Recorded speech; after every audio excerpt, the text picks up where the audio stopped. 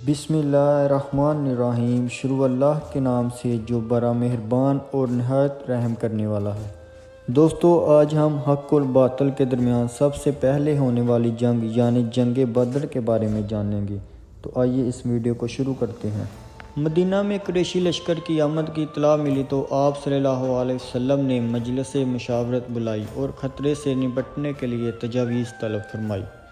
مہاجرین نے جان نثاری کا یقین دلایا۔ آپ نے دوبارہ مشورہ طلب کیا تو انصار میں سے سعد بن عبادہ نے عرض کیا کہ غالباً آپ کا روح سخن ہماری طرف ہے۔ آپ صلی اللہ علیہ وسلم نے فرمایا، جی ہاں۔ حضرت سعد بن عبادہ نے عرض کیا کہ یا رسول اللہ، ہم آپ پر ایمان لائے اور ہم نے آپ کی تصدیق کی۔ ہم آپ کی فرمانبرداری کا عہد کیا ہے۔ یا رسول اللہ، جس طرف مرضی ہو تشریف لے چلیے۔ قسم ہے اس ذات کی جس نے حق کے ساتھ آپ کو مبعوث کیا، اگر آپ ہم کو سمندر میں گرنے کا حکم دیں تو ہم ضرور اس میں گر پڑیں گے اور ہم میں سے ایک شخص بھی باقی نہ رہے گا۔ حضرت مقدار نے عرض کیا، ہم موسیٰ کی امت کی طرح نہیں ہیں جس نے موسیٰ سے کہا کہ تم اور تمہارا رب دونوں لڑو۔ ہم تو یہاں بیٹھے ہیں، بلکہ آپ کے دائیں بائیں، آگے پیچھے ہم آپ کے ساتھ ہیں۔ مشاورت کے بعد مجاہدین کو تیاری کا حکم ہوا۔ مسلمان کے ذوق و شہادت کا یہ عالم تھا کہ ایک نو عمر صحابی حضرت عمیر بن ابی وقاص اس خیال سے چھپتے پھرتے تھے کہ کہیں کم عمر ہونے کی وجہ سے واپس نہ بھیج دیے جائیں۔ اس کے باوجود مجاہدین کی کل تعداد 313 سے زیادہ نہ ہو سکی۔ یہ لشکر اس شان سے میدان کی طرف بڑھ رہا تھا کہ کسی کے پاس لڑنے کے لیے پورے ہتھیار بھی نہ تھے۔ پورے لشکر کے پاس صرف 70 اونٹ اور 2 گھوڑے تھے جن پر باری باری سواری کیا کرتے تھے۔ مقام بدر پر پہنچ کر ایک چشمہ کے قریب یہ مختصر سا لشکر خیمہ زن ہوا۔ مقابلے پر 3 گنا سے زیادہ لشکر تھا۔ 1000 قریشی جوان، جن میں سے اکثر سر سے پاؤں تک آہنی لباس سے ملبوس تھے۔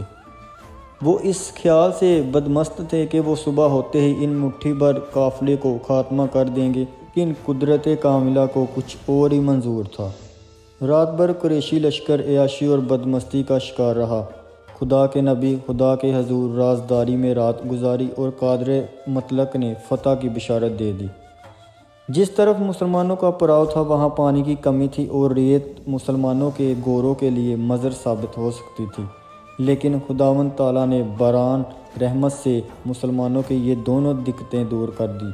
ریت جم گئی اور قریشی لشکر کے پڑاؤ والی مضبوطہ چکنی مٹی کی زمین پر کیچڑ پیدا ہو گیا۔ 12 رمضان المبارک کو فجر کے بعد حضور صلی اللہ علیہ وسلم نے جہاد کی تلقین کی۔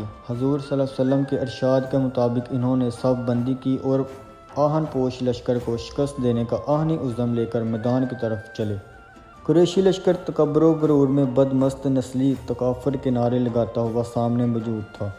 مسلمان کے لیے سخت آزمائش کا وقت تھا، اس لیے کہ اپنے ہی بھائی بند سامنے کھڑے تھے۔ حضرت ابوبکر اپنے بیٹے عبد الرحمن سے اور ابو حذیفہ کو اپنے باپ عتبہ سے مقابلہ کرنا تھا۔ عرب کے دستور کے مطابق پہلے انفرادی مقابلے ہوئے۔ سب سے پہلے عمر بن حزمی کا بھائی عامر میدان میں نکلا اور بالمقابل طلب کیا۔ مقابلے میں حضرت عمر کا ایک غلام نکلا اور اس نے چشمہ زن میں اس مغرور کا خاتمہ کر دیا جو اپنے بھائی کا انتقام لینے کے لیے آیا تھا۔ اس کے بعد عتبہ بن ربیعہ، اس کا بھائی شیبہ اور اس کا بیٹا ولید بن عتبہ میدان میں نکلے اور مقابلے کے لیے طلب کیا۔ 3 انصاری صحابہ میدان میں نکلے، لیکن ان تینوں نے یہ کہہ کر ان سے مقابلہ کرنے سے انکار کر دیا کہ یہ ہمارے ہم پلہ نہیں ہیں، اور پکار کر کہا، اے محمد، ہمارے مقابلے میں قریشی بھیجو، ہم عرب کے چرواہوں سے مقابلہ کرنے کے لیے تیار نہیں۔ چنانچہ آپ کے ارشاد پر حضرت حمزہ، حضرت علی اور حضرت عبیدہ مقابلے کے لیے نکلے۔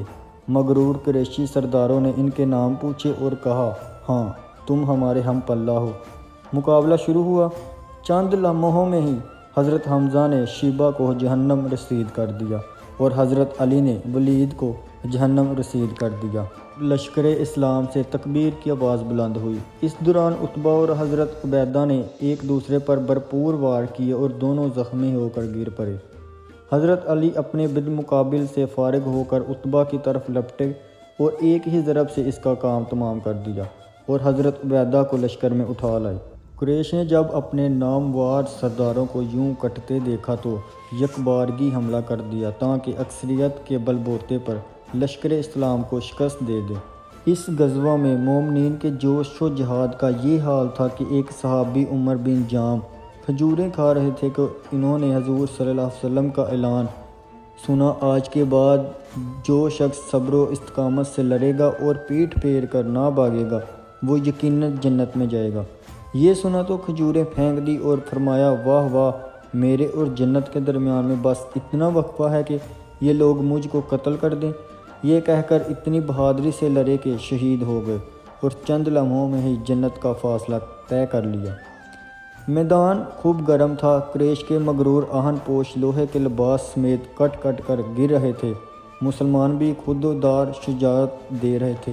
اس ہنگامے میں انصار کے دو کم عمر بچے معاذ بن عمر بن جموں اور معاذ بن عفر حضرت عبد الرحمن بن عوف کے پاس آئے اور ان میں سے ایک نے کہا، چچا آپ ابو جہل کو پہچانتے ہیں؟ وہ کہاں ہیں؟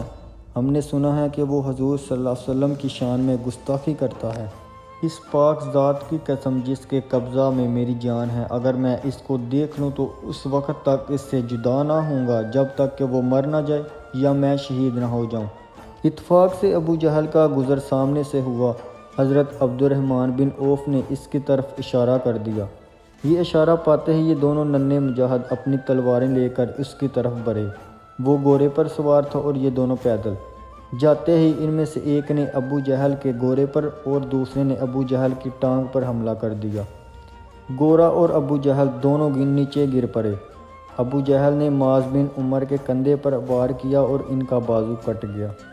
باہمت نوجوان نے بازو کو رستے میں حائل ہوتے دیکھا تو پاؤں کے نیچے لے کر اسے اس سے الگ کر دیا اور ایک ہی ہاتھ سے اپنے شکار پر حملہ کر دیا۔ اتنے میں معاذ بن عفرہ کے بھائی معوذ وہاں پہنچے اور انہوں نے ابو جہل کو ٹھنڈا کر دیا اور عبداللہ بن مسعود نے اس کا سر تن سے جدا کر دیا۔ اس میدان بدر میں ابو جہل کے علاوہ امیہ بن خلف جس نے حضرت بلال پر بے پناہ ظلم ڈھائے تھے جیسے اہم سردار قریش بھی مارے گئے اور یہ مغرور لشکر میدان چھوڑ کر بھاگ کھڑا ہوا۔ اللہ تعالیٰ نے اسلام کو فتح دی اور دنیا نے یہ دیکھ لیا کہ فتح و شکست میں مادی قوت سے زیادہ روحانی قوت کا دخل ہوتا ہے۔ مسلمان کے کل 14 آدمی شہید ہوئے، اس کے مقابلے میں قریش کے 70 آدمی مارے گئے، جن میں سے 36 حضرت علی کے ہاتھوں قتل ہوئے اور 70 سے زیادہ ہوئے۔ قریشی مقتولین میں ان کے تقریباً تمام نامور سردار شامل تھے اور گرفتار ہونے والے بھی ان کے معزز میں سے تھے، مثلا حضرت عباس بن عبد المطلب حضور کے چچا، عقیل بن ابی طالب، اسود بن عامر، سہیل بن عمرو اور عبداللہ بن زمہ وغیرہ۔ دوستو، اس جنگ سے ہمیں یہ معلوم ہوتا ہے کہ مادی قوت اور اساسی معنی نہیں رکھتی بلکہ اللہ پر کامل یقین ہونا چاہیے۔ اللہ ہمیں شاکر اور صابر بنائے، آمین۔